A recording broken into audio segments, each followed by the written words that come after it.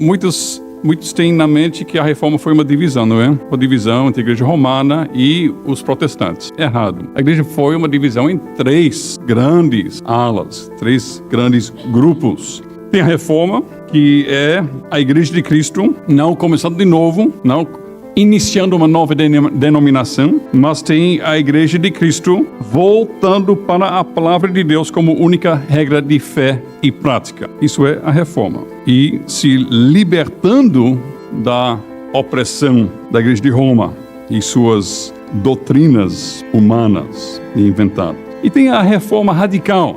Enquanto a reforma foi um retorno à palavra de Deus, uma reforma da igreja, a reforma radical é uma hiperreação contra Roma, um desprezo de autoridade de uma forma geral, tanto eclesiástica quanto civil, e um desprezo também das instituições. A reforma radical tem como seu momento mais significativo na época da reforma, no século XVI, a cidade de Münster, em 1534, quando muitos anabatistas se reuniram, seguindo alguns profetas, autodenominados profetas, que declararam que aqui Jesus vai inaugurar a nova Jerusalém aqui na face da terra, e aconteceram tantas loucuras e escândalos e coisas vergonhosas, inclusive pessoas correndo sem roupas nas ruas, e um dos profetas decidindo que de repente ele era o Davi dos nossos tempos e que ele deveria ter não sei quantas esposas que ele emprestou dos outros homens da cidade, e assim por diante, que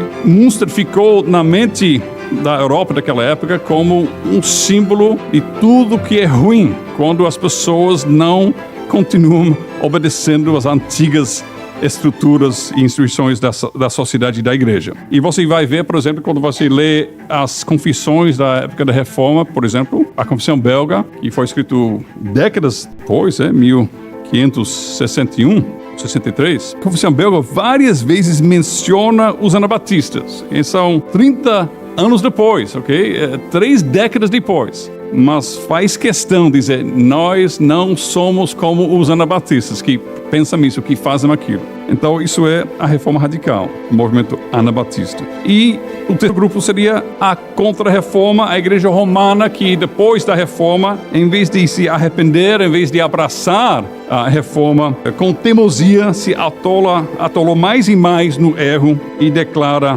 no Concílio de Trento, declara a reforma e o Evangelho anátemas. No Brasil, nós temos Roma.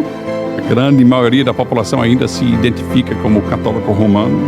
Nós temos a reforma radical, está crescendo a todo vapor, tem dezenas de milhões de anabatistas no nosso país. Mas a reforma em si, a reforma bíblica e verdadeira, o Brasil não tem conhecido muito. Nunca tem conhecido muito.